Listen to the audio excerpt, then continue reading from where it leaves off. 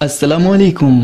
बयान भी सुने मगर मुफ्ती हनीफ साहब जड़ा मांगरोल बयानात ऑफिशियल यूट्यूब चैनल को सब्सक्राइब करे और बेल आइकन यानी घंटे के बटन को भी दबा दे और हाँ, लाइक शेयर और कमेंट लाजमी कर दे।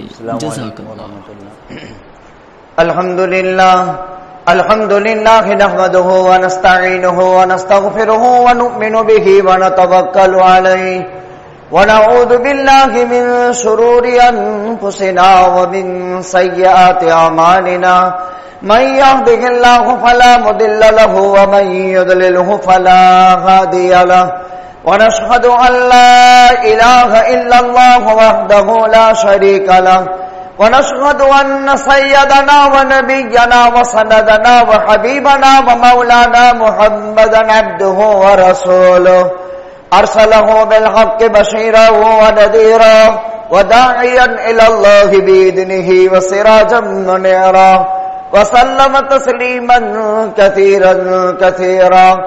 قال الله تبارك وتعالى في الكلام المجيد والفرقان الحميد: أعوذ بالله من الشيطان الرجيم بسم الله الرحمن الرحيم حميم والكتاب المبين إنا أنزلناه في ليلة مباركة إنا كنا منذرين فيها يفرق كل أمر حكيم أمرا من عندنا إنا كنا مرسلين رحمة من ربك إنه هو السميع العليم.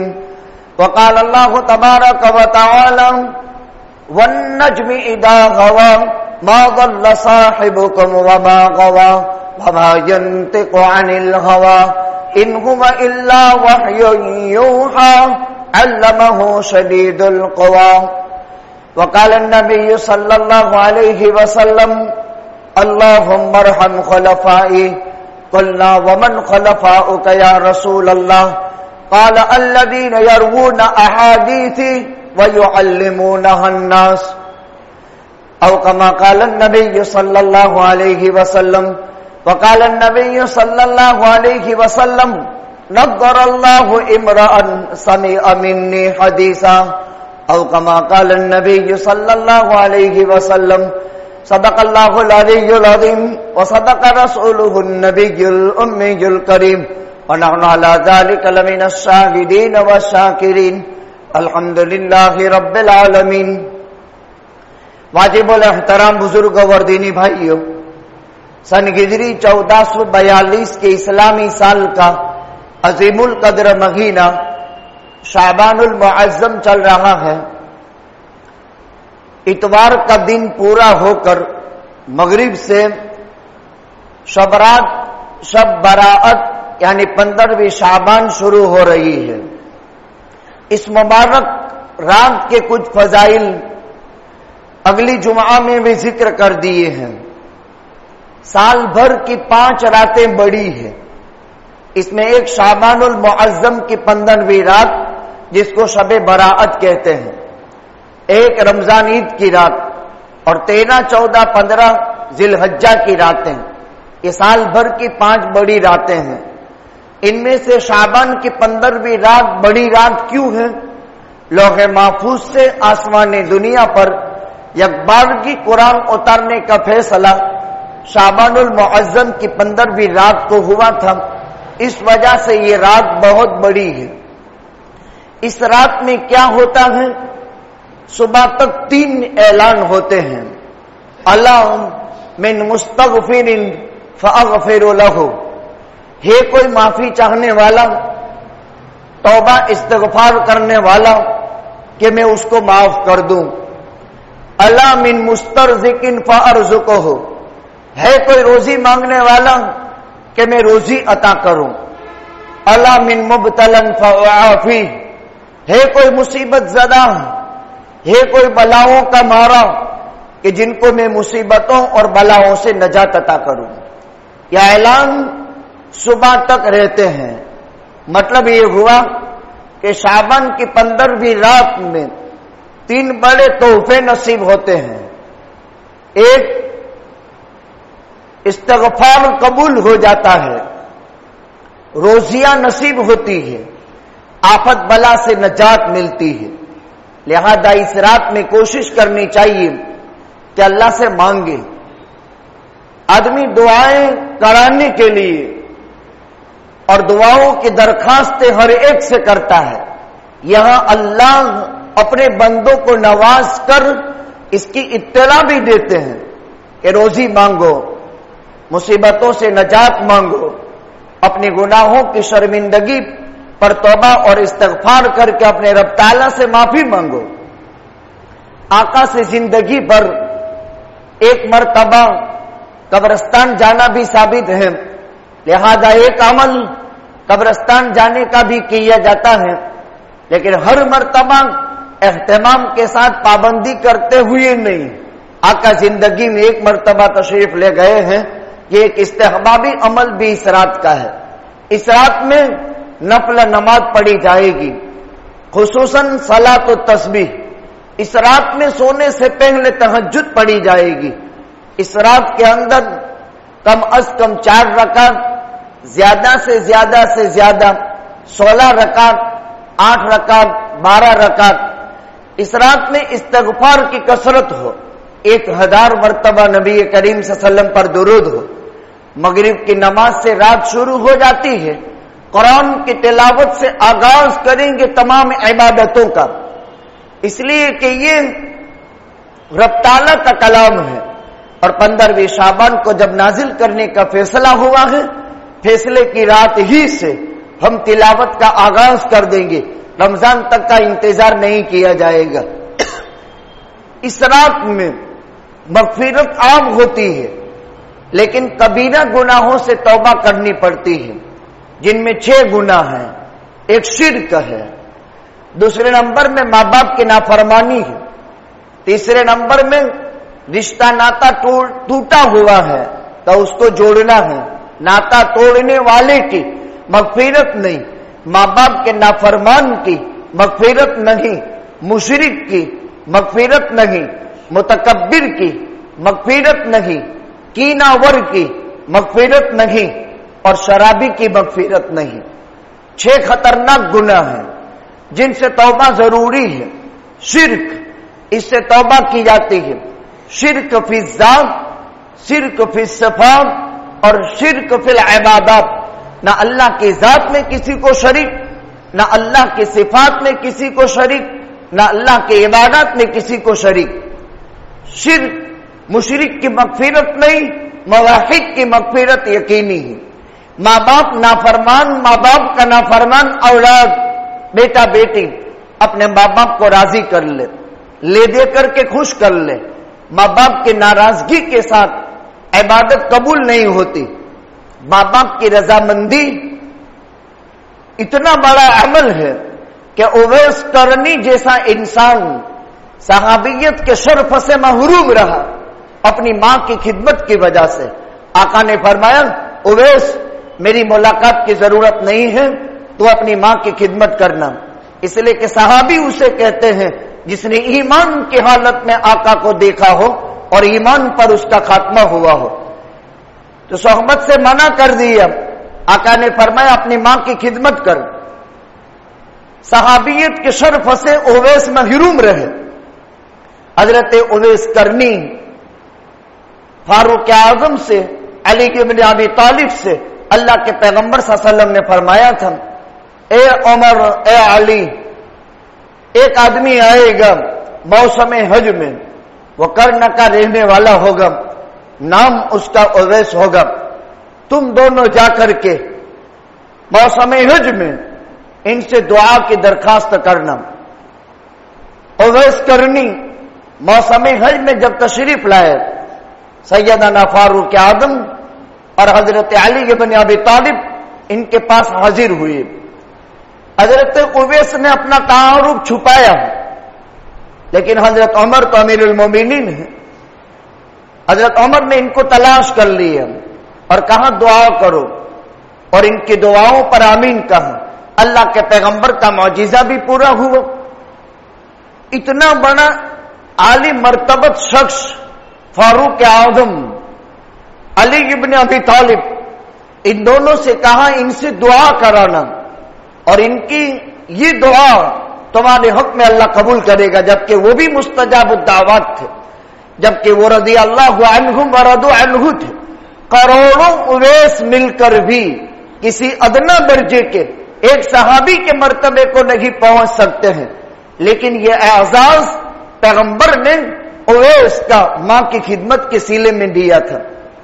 تو ماں باپ کے نافرمان کی مغفرت نہیں، ناتا توڑنے والے کی مغفرت نہیں، تو ناتا جوڑ لینے کی محنت کرنی چاہیے۔ کینہ ور انسان کی مغفرت نہیں۔ کینہ کہتے ہیں دل کے بغض کو، اندر کی دشمنی کو۔ یہ بہت خطرناک چیز ہے۔ عوام کے مقابلے میں خواص اس مرض میں بہت مبتلا ہے۔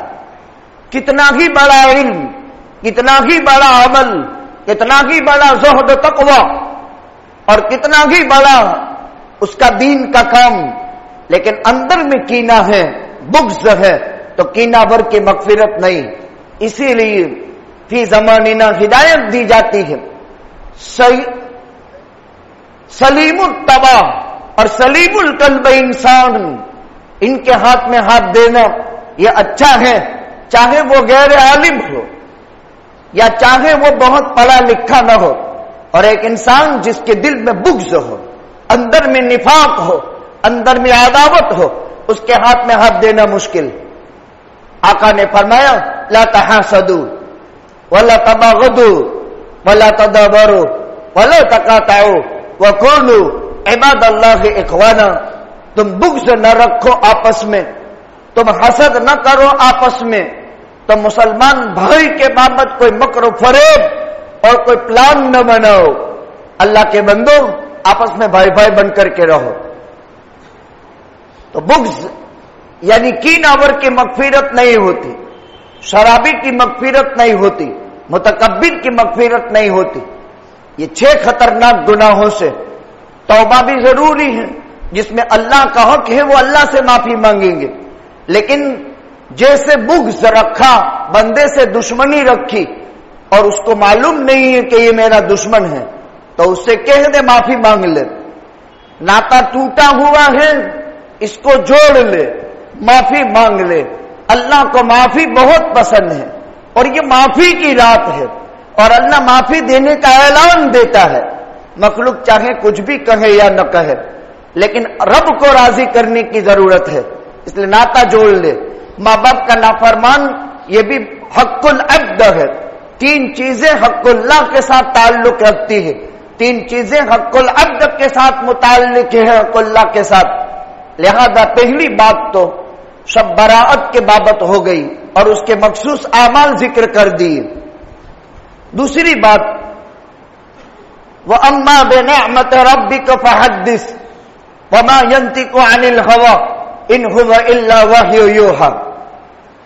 میں نے دوسرا عنوان یہاں سے میں شروع کرتا ہوں۔ اگلے عنوان پر پچھلی جمعہ میں بات ہو چکی تھی، اس جمعہ میں دوسرا عنوان یہ ہے، اللہ کے پیغمبر صلی اللہ علیہ وسلم جو علم اللہ کی طرف سے لے کر کے آئے ہیں وہ 2 طرح کا ہے، ایک وحی مطلوب اور ایک وحی غیر مطلوب۔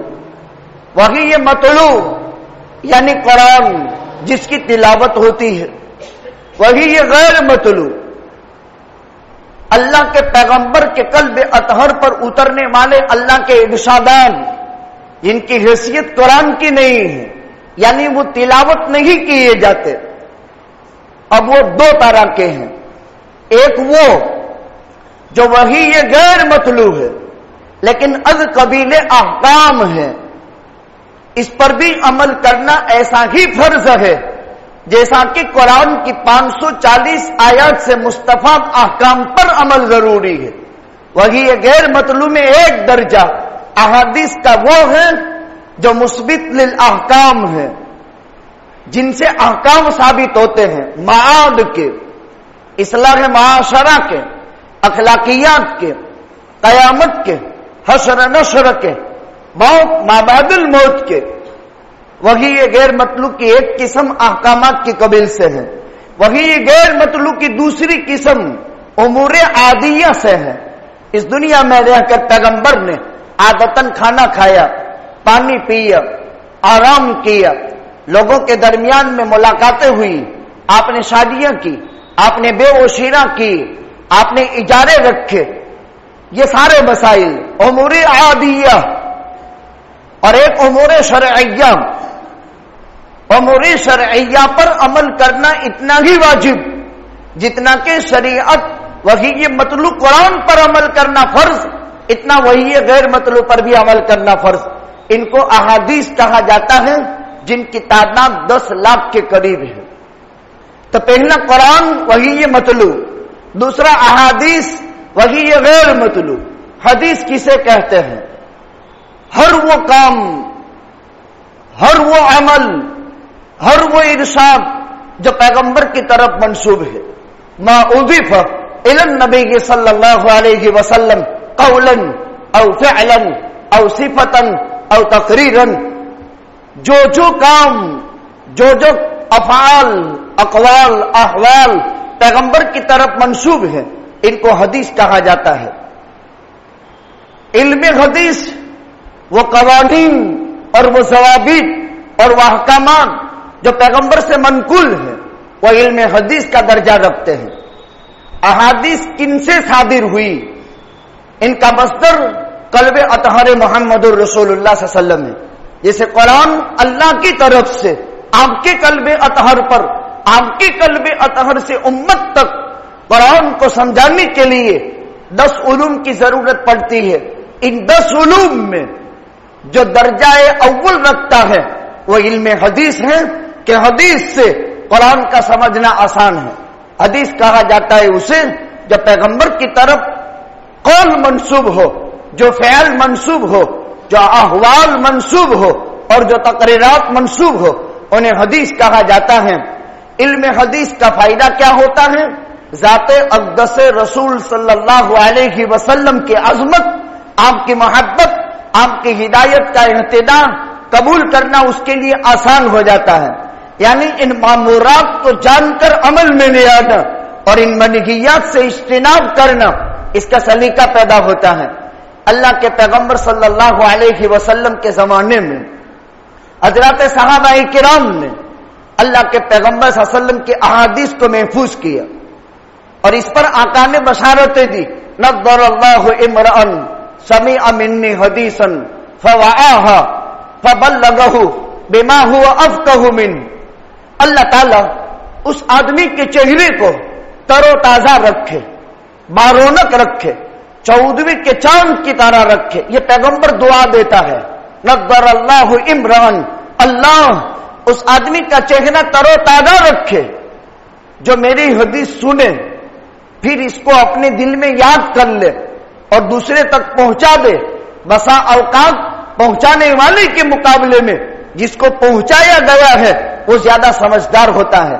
इस रिवायत में आका ने एक बात ये फरमाई, जो आदमी हदीस को याद करता है उसके चेहरे को तरोताजा रखने की अल्लाह के पैगंबर ने रहने की दुआ फरमाई। दूसरी रिवायत इब्न मसऊद का मौकूफ असर है। अल्लाहुम्मा रहम खुलफाई, आका ने फरमाया ऐ अल्लाह मेरे खलीफा पर रहम फरमा। अबू बकर, उमर, उस्मान, अली मुराद है।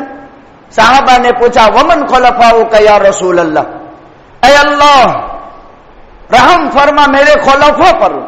साहबा ने पूछा आपके खुलफा कौन? अल्लदीन यरवून अहादीथी व यअल्लिमून, वो लोग जो मेरी अहादीस को पढ़ते पढ़ाते हैं, रिवायतें हदीस का काम करते हैं।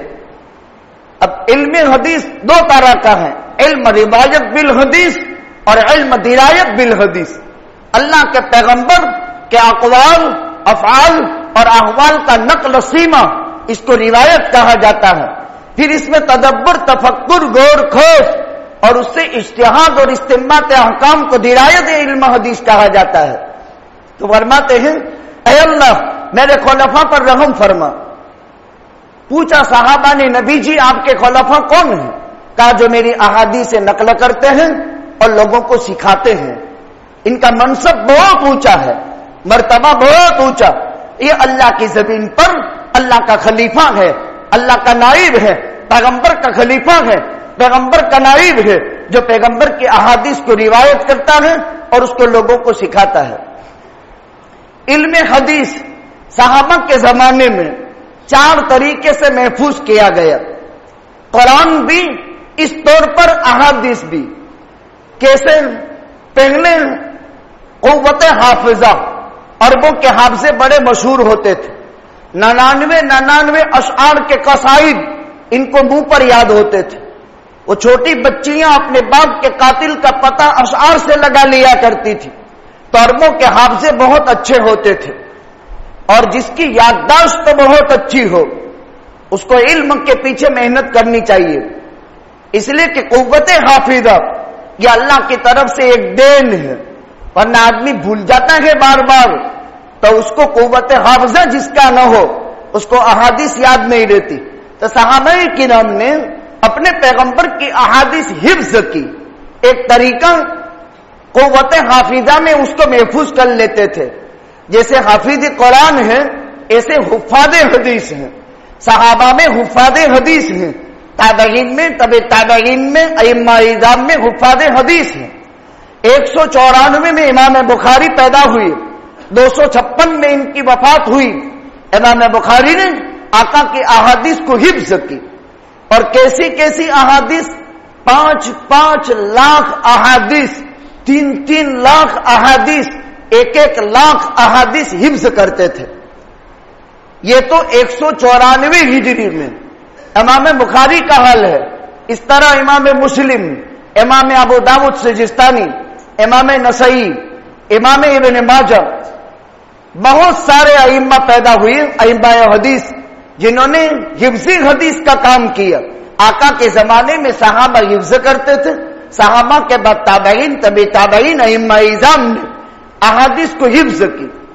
دوسرے نمبر میں حفاظت حدیث کا دوسرا طریقہ عہد صحابہ میں یہ تھا تعامل، جو حدیث پڑھی اس کو زندگی میں عمل میں لے آتے تھے۔ قرآن بھی اسی طرح حفظ کر لیتے تھے، عمل میں لے آتے تھے۔ ہر حدیث ہر صحابی کی زندگی میں عملی طور پر ہوتی تھی۔ تیسرا مذاکرہ، جو احادیث آقا سے حاصل کی اس کا مذاکرہ کرتے تھے۔ اگر کوئی آدمی شب کی ابتدائی حصے میں، رات میں احادیث کا مذاکرہ کرے، پوری رات بھر کی عبادت کا اس کو ثواب ملتا ہے، تو مذاکرہ تھا۔ پھر چوتھے نمبر میں کتابت تھی کہ اس کو لکھ لیتے تھے۔ پہلے نمبر میں قوت حافظہ، ان کا ضرب البصر یاد کر لیتے تھے۔ ابھی بھی احادیث حفظ کرنے کا سلسلہ ہے، بلکہ حدیث شریف میں فرمایا جو آدمی پیارے آقا کی 40 حدیث حفظ کر لے، چھوٹی یا بڑی، کسی بھی اعتبار سے، اس کا شمار علماء میں سے ہوگا، اس کا شمار فقہا میں سے ہوگا، اللہ اس کی مغفرت فرما دیں گے۔ حفاظت حدیث کے یہ 4 طریقے ہیں۔ الحمدللہ دینی مدارس اسلامیہ عربیہ، ان میں یہی کام ہوتا ہے، قرآن کریم کا حفظ کرنا، قرآن کریم کو معتبر روایات کے ساتھ تلاوت کرنا، قرآن کریم کے ساتھ احادیث حفظ کرنا، پھر محدثین کرام کی جمع کی ہوئی روایات، ان روایات کے درمیان میں سبق پڑھانا۔ ایک کتاب میں 7,500 حدیثیں، ایسی سیاح کی 11 کتابیں، سیاح کے علامہ اور سیاح مل کر کے کل 11 کتابیں ایک سال میں، اس کی درس و تدریس ان دینی مدارس میں۔ ہر حرف قرآن، ہر لفظ قرآن، ہر کلمہ قرآن، اور ہر جملہ قرآن، اور آیات اور سورتیں اور ان کی تفسیر اور اس آیات سے مستفاد احکام، اسی پر ایک محنت کا سلسلہ مدارس اسلامیہ عربیہ میں ہوتا ہے۔ شوال المکرم سے سال کا آغاز ہوتا ہے اور شعبان المعظم پر سال ختم ہوتا ہے۔ پچھلا لاک ڈاؤن کا ٹائم رہا، مدرسے میں طلبہ جمع نہیں کر سکتے تھے، مروت تعلیم نہیں دے سکتے تھے، لیکن یہ حالات کائنات میں پہلی مرتبہ نہیں ہے، اس سے پہلے انیک وقت حالات آئے ہیں۔ ایک فتنہ تاتار ہے جس میں دریائے دجلہ کا پانی 6 مہینے تک علماء کی لکھی ہوئی کتابیں جب دریا میں ڈال دی تھی، خالی ایک بخارا سمرقند کی، تو وہ 6 مہینے تک کالا پانی ہو گیا تھا، اور اس کالے پانی سے لے کر کے روشنائی کا کام دیتا تھا، اور پھر کتابیں لکھی گئی۔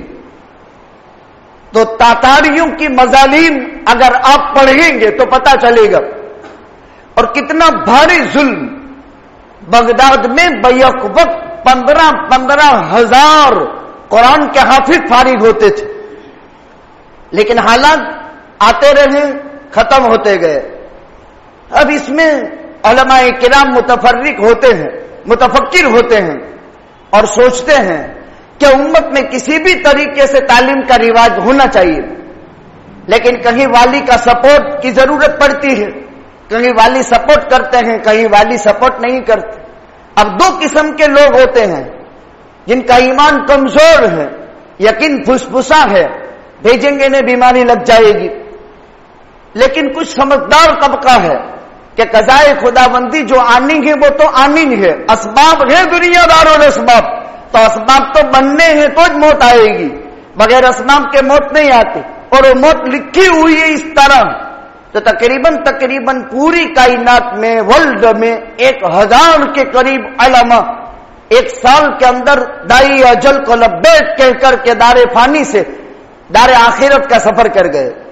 بالخصوص برودا شہر کے 2 جید الاستعداد سید گھرانے کے سرزمین گجرات کے اکابر علماء میں سے حضرت مولانا محی الدین صاحب برودوی اور حضرت مولانا قمر الدین صاحب، یہ 4 بھائی تھے، ایک ہی خاندان سے تعلق رکھتے تھے، یعنی سادات سے۔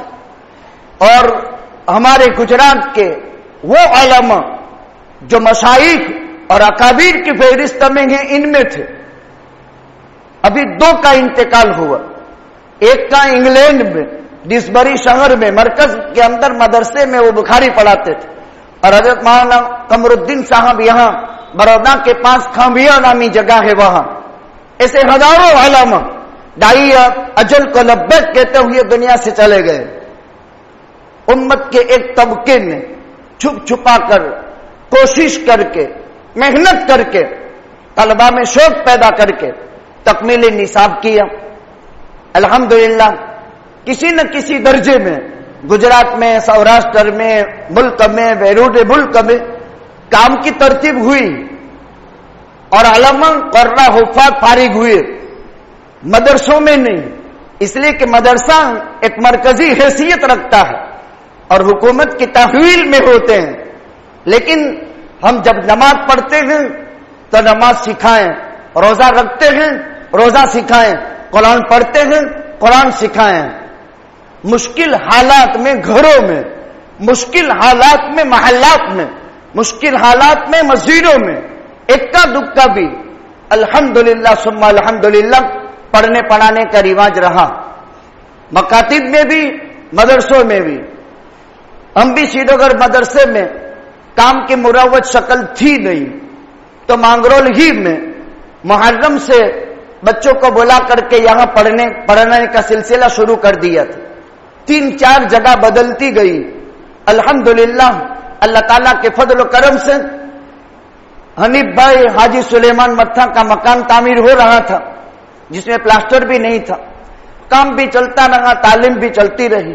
پہلے 3 مہینے بچوں نے اپ ڈاؤن کیا، اور بعد میں یہاں جھوپڑے ڈال کر کے نظام کر دیا گیا، اساتذہ بلا لیے گئے۔ الحمدللہ 165 بچے عالم قاری حافظ کے نصاب میں تعلیم حاصل کرتے رہے، 11 علماء فارغ ہوئے۔ رویوار کے دن ان کا جلسہ رکھا ہے صبح میں، 3 قرآن کریم کے حافظ فارغ ہوئے۔ ایسے بھی وقت تو نکل ہی جاتا ہے۔ یہ طلبہ جو مشکات پورا کر کے دورے میں آئے، 1 سال یعنی کیا، کچھ شادی شدہ بھی ہیں، کچھ اولاد والے بھی ہیں، علاقے کے بچوں کو بلا لیا گیا، پڑھایا گیا۔ الحمدللہ پورا نصاب مکمل ہو گیا، اور 11 علماء فارغ ہوئے، 3 حافظ فارغ ہوئے۔ आलमियत का निसाब मुकम्मल पढ़ाने की वक्त बढ़ा दिए, मगरिब से ईशा, ईशा के बाद से 10 बजे तक मेहनत हुई। इसी तरह पूरी बुखारी अक्सर हिस्सा दिरायतन पढ़ाया गया। और दूसरी खुशी ये हुई, इसी मांगरोल में डबल मर्तबा बुखारी खत्म कराने का मौका इस तौर पर नसीब हुआ कि 13 बच्चियां जो 5 साल से किराए के मकान में रहकर के 250 की तादाद है मदरसे पढ़ रही थी, वो 13 बच्चियां आलिमा हुई। इन्होंने भी बुखारी शरीफ मुकम्मल दिरायतन पढ़ी और 13 बच्चियों ने भी निसाब पूरा किया आलिमियत का। तो 13 लड़कियां फारिग हुई आलिमियत से और 11 आलमा फारिग हुई।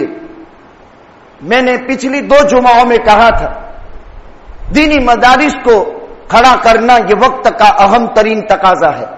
दीनी मदारिस का ताउन ये वक्त का अहम तरीन तकाजा है।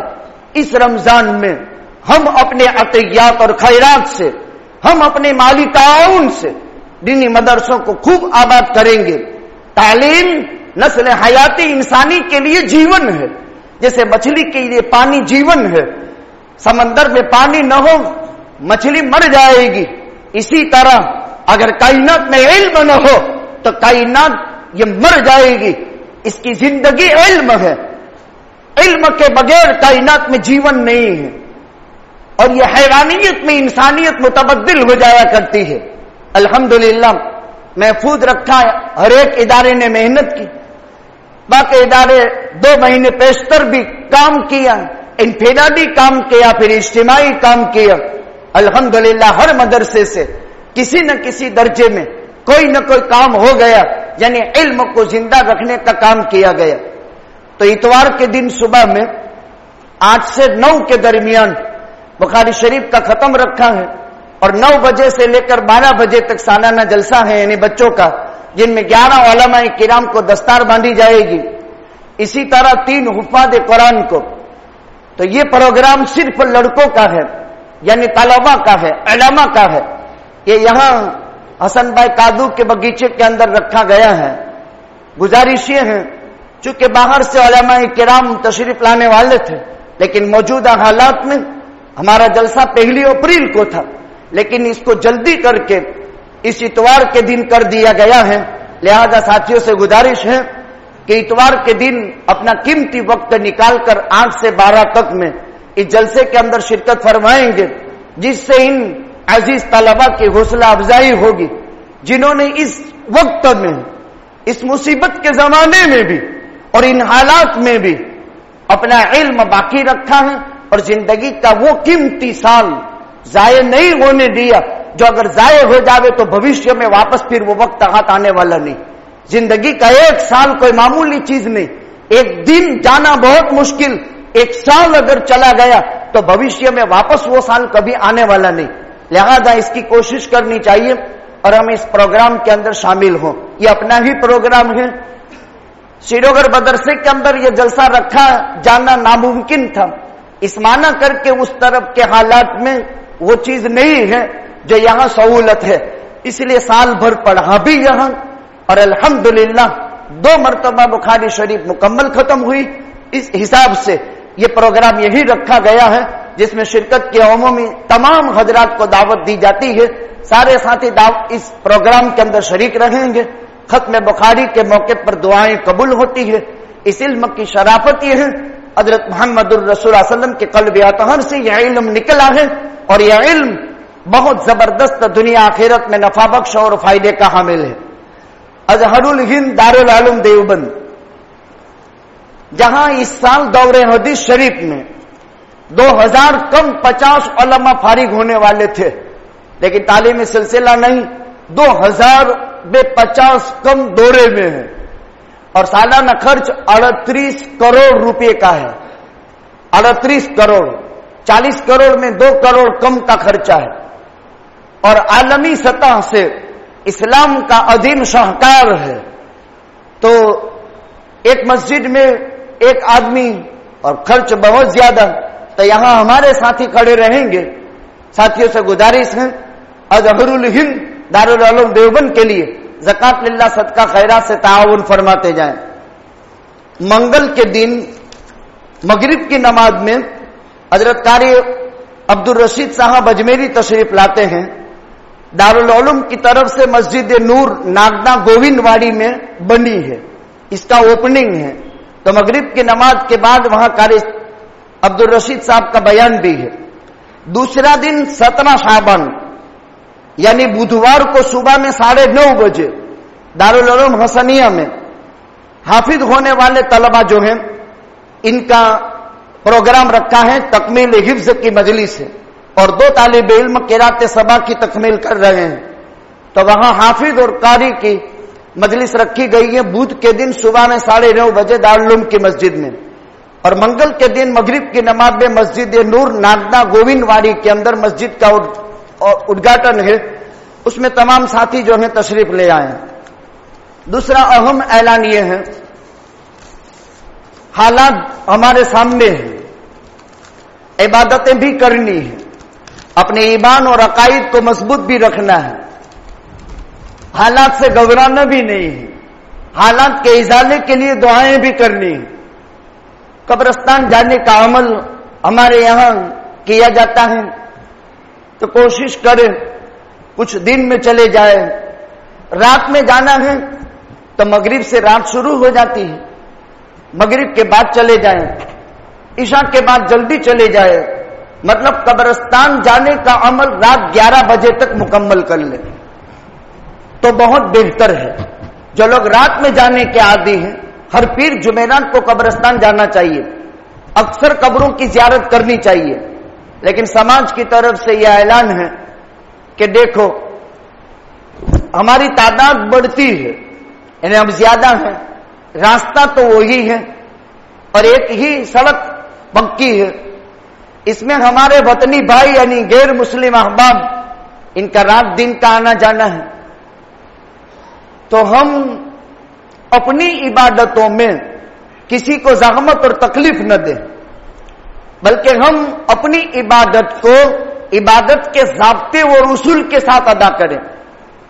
कोई आदमी कब्रिस्तान जाता है तो हंसते खेलते नहीं जाता, किसी को कब्रिस्तान ले जाया जाता है तो बातें बातें करते नहीं ले जाया जाता। जनाजा दफनाने जाते हैं तो जिक्र करते हुए जाते हैं, आते हैं तो इस्तिगफार करते हुए आते हैं। हम इक्का दुक्का जाएं, जमात बनाकर न जाएं, फ्रेंड सर्कल पूरा न जाएं, क्या होगा? न मौत की याद, न जाने का कोई फायदा। कब्रिस्तान जाएं तो मौत याद आनी चाहिए, जाते वक्त जिक्र होना चाहिए, अल्लाहुम्मा बारिक ली फिल मौत व फीमा बैदल मौत। आते वक्त भी रास्ते में इस्तिगफार करते आए। और 3 रास्ते बताए हैं। एक तो ये बंदर जापे वाला सड़क वाला रास्ता है, जहां से हम जाते हैं कब्रिस्तान तक, वाहिद अली शाह तक। दूसरा रास्ता आरवाव वाला है, मस्जिद रिजवान से जो निकलता है दरमियान का पैदल रास्ता। लाइटों का इंतजाम किया है, हर जगह समाज के जिम्मेदार साथी खड़े भी रहेंगे, ताउन भी करेंगे। और एक रास्ता सीधा गदर में निकलता है, गदर में होकर मकतूपुर जापे। 3 रास्ते हैं, हम अलग अलग तकसीम हो जाएं, मतलब मकतूपुर जापा वाले और पीछे जामे मस्जिद का हिस्सा जो है उस तरफ के एरिया वाले वो रास्ता ले लें, इधर दरमियान वाले ये अरवा वाला रास्ता ले ले, और कुछ साथी इधर वाले इधर का रास्ता ले ले, तो 3 पार्ट हो जावे तो ट्रैफिक का मसला खत्म हो जाए। इसलिए ये सहूलत के तौर पर कहा गया है कि भाई अलग अलग रास्ते अपनाएं ताकि एक रास्ते पर ट्रैफिक न हो जाए। अपने साधनों को मुनासिब तरीके से हांके, ऐसा नहीं कि एक दूसरे की साइड लेने में। और बाद नौजवान तो हद कर देते हैं, अजीब अजीब स्टाइलें स्कूटरों पर कब्रिस्तान जाते वक्त भी करते हैं। क्या ये इस्लाम है? गैर मुस्लिम दुनिया हमको देख रही है कि ये अपने मजहबी त्योहार कैसे मनाते हैं। जब वो देखते हैं कि ये हम भी ऐसा ही करते हैं, नहीं ये भी ऐसा करते हैं, हम शमशान जाते हैं तो भी इन जाते हैं और कब्रिस्तान जाते हैं तो भी इसी तरह जाते, तो हम में ने इनमें कोई बहुत बड़ा फर्क तो नहीं है। एक वो गाइड उनको होती है, दलालत हाल उनको इस पर आमदा करती है, और एक इस्लाम का गलत मैसेज जाता है। हम जाएं तो टोपी के साथ, हम जाएं तो इस्लामी हुलियत के साथ, ہم جائیں تو ذکر کے ساتھ، ہم لوٹیں تو استغفار کے ساتھ، موت کی یاد کے ساتھ. اگر اصول، ضابطے اور قانون کے ساتھ عمل کیا جائے گا تو یہ عمل بارگاہ خداوندی میں مقبول اور معتبر ہوگا. اللہ تعالیٰ شانہ سے دعا کرتے ہیں کہ اللہ تعالیٰ پچھلے سال تو ہم محروم رہے، اس سال عافیت کے ساتھ اور اپنوں کی شرارت سے اللہ حفاظت فرما کر، بیگانوں کی شرارت سے حفاظت فرما کر اس مقدس رات کے عمل کو اتباع سنت کے اندر رات گزارنے کی اللہ تعالیٰ ہمیں توفیق نصیب فرماوے. یہ تینوں اعلان آپ کی خدمت کے اندر پیش کر دیے گئے. رویوار کے دن صبح میں 8 بجے سے جلسہ سریگر مدرسے کا یہاں مانگرول میں ہوگا. بدھوار کے دن 9:30 بجے دارالعلوم حسنیہ کا تکمیل حفظ کا اور تکمیل سبعہ کا جلسہ ہوگا. ان پروگراموں کے اندر اپنے آپ کو اپنی ذات سے خود شریک کرنے کی کوشش کرے. اللہ سبحانہ و تعالی توفیق عطا فرماوے. وآخر دعوانا الحمدللہ رب العالمین.